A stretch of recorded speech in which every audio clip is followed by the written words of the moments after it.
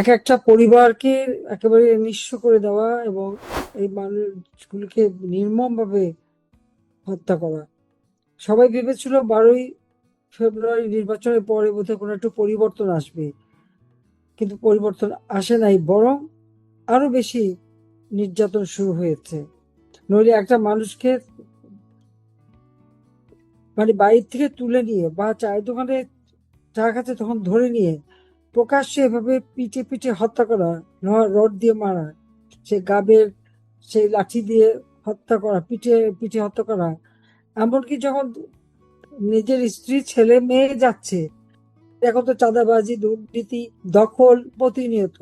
যাদের বাড়ি ঘর দখল করেছে, কারা দখল করেছে তাদের হিসাবটা রাখেন, তাদের নাম ঠিকানা যে মাথায় রাখেন। সমস্ত লুট করা জিনিস এবং দখল করা জিনিস সেগুলি যার যার মালিক তারা ফেরত পাবে, এটা আমি কথা দিচ্ছি। এবং যারা লুট করেছে ওই লুটের মার ভোগ করতে পারবে না, সেই সময় পাবে না, সময় ফুরিয়ে আসছে। এই প্রতিকূল অবস্থার মধ্যেও আপনারা যে শক্ত হয়ে দাঁড়াচ্ছেন সেটাই বড় কথা।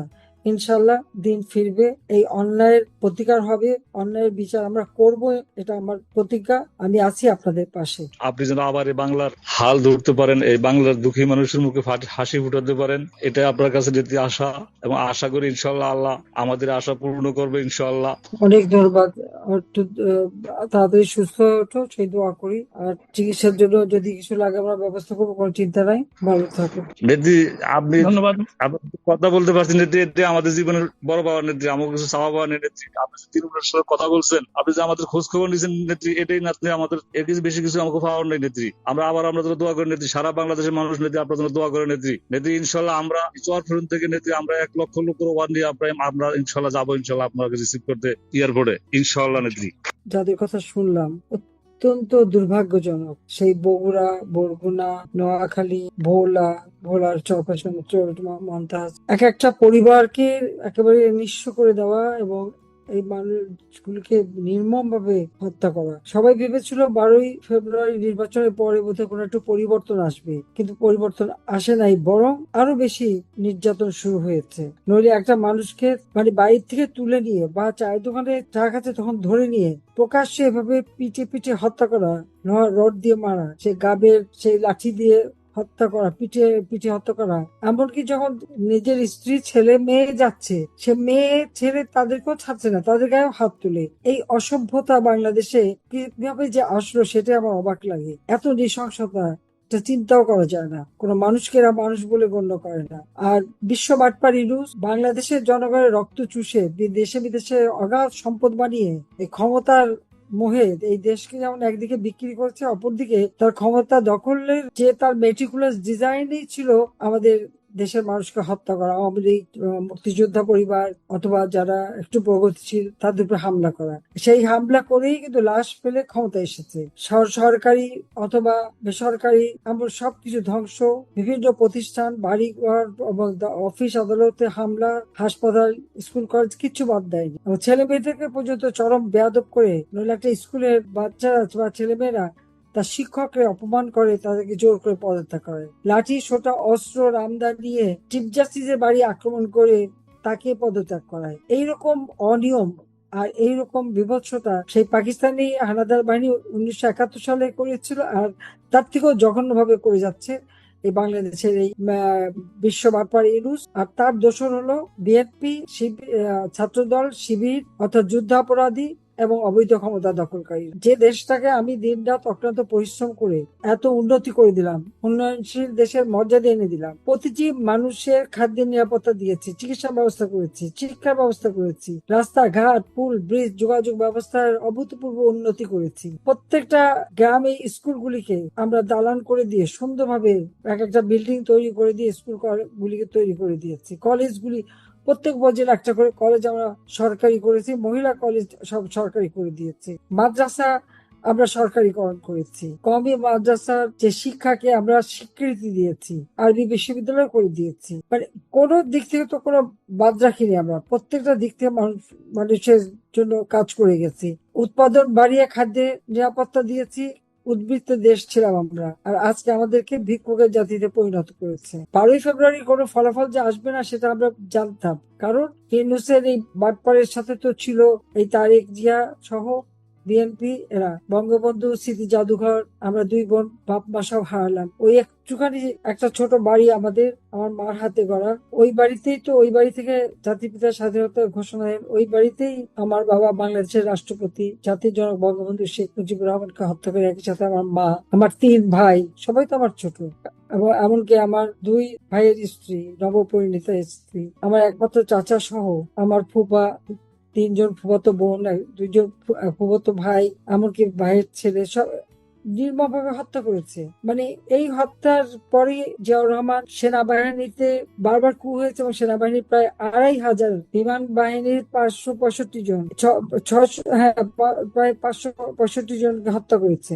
এমনও দিন গেছে যে জিয়াউর রহমানের হুকুমে এই ঢাকা কেন্দ্রীয় কারাগারে একসাথে প্রতি রাতে 10 জন করে ফাঁসি দেওয়া হতো, চোরা ফাঁসি দেওয়া হতো।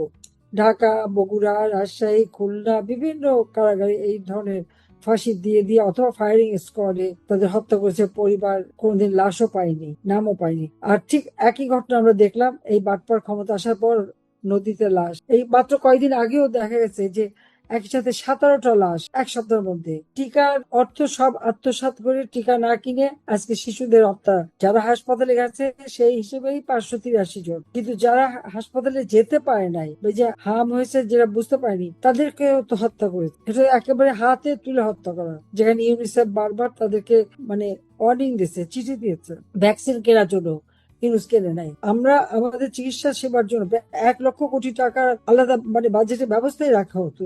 41,000 কোটি টাকা তো শুধু এই টিকা কেনার জন্য ছিল। সেগুলি গেল কোথায়? টাকা পয়সাগুলি সব নিয়ে পাচার করে দিয়েছে। আর এখন তো চাঁদাবাজি, দুর্নীতি, দখল প্রতিনিয়ত। যাদের বাড়ি ঘর দখল করেছে, কারা দখল করেছে তাদের হিসাবটা রাখেন, তাদের নাম ঠিকানা মাথায় রাখেন। সমস্ত লুট করা জিনিস এবং দখল করা জিনিস, সেগুলি যার যার মালিক তারা ফেরত পাবে, এটা আমি কথা দিচ্ছি। এবং যারা লুট করেছে ওই লুটের মার ভোগ করতে পারবে না, সেই সময় পাবে না, সময় ফুরিয়ে আসছে। কারণ এইভাবে মানুষকে অত্যাচার করে, নির্যাতন করে, নারী শিশু ধর্ষণ, যেভাবে এই নির্যাতন গুলি চলছে তা ভাষায় বর্ণনা করা যায়। আমি তো প্রতি সপ্তাহে পুরো সংবাদের একটা হিসেব নেই, আমি সেটা ভয়াবহ অবস্থা দেশে, কোনো মানুষের জীবনের নিরাপত্তা নাই। তারপরে এই অত্যাচারের পরও যারা বেঁচে আছেন আল্লাহর কাছে শুকর করেন এবং মনে জোর রাখেন। আর এখানে যারা বাবা হারিয়েছে, স্বজন হারা বেদনা নিয়ে, তাদেরকে এটুকু বলবো যে সান্ত্বনা আমি দিতে পারি না, সান্ত্বনা দেবো না, কারণ আমি নিজেই আপনাদের সামনে একজন। একই রাত্রে একই দিনে বাবা মা ভাই সব হারিয়েছিলাম, তারপরে বিদেশের মাটিতে একেবারে নিঃস্ব রিক্ত অবস্থায়। কাজী আমি আপনাদের কষ্ট বুঝি, তবুও এই প্রতিকূল অবস্থার মধ্যেও আপনারা যে শক্ত হয়ে দাঁড়াচ্ছেন সেটাই বড় কথা। ইনশাল্লাহ দিন ফিরবে, এই অন্যায়ের প্রতিকার হবে, অন্যায়ের বিচার আমরা করব, এটা আমার প্রতিজ্ঞা। আমি আছি আপনাদের পাশে। আমি জানি এখন একটা দুঃসময় যাচ্ছে, কিন্তু এইভাবে চলতে পারে না একটা দেশ। অর্থনৈতিক ভাবে দেশকে একেবারে পঙ্গু করে দিয়েছে। এখন আর বাংলাদেশ উন্নয়নশীল দেশ নাই। এত দ্রুত এইভাবে ধ্বংস করতে পারে এটা ভাবা যায় না। আইনের শাসন নাই, কোনো বিচার নাই, থাকবে কি করে? যে দেশে লাঠিসোঁটা নিয়ে জজদের পদত্যাগে বাধ্য করায়। এই বিএনপি এর আগে বোমা মেরে জজদের হত্যা করেছে, সেই ঝালকাঠি গাজীপুরে সকলে মনে থাকা উচিত। এদের চরিত্র এরকম।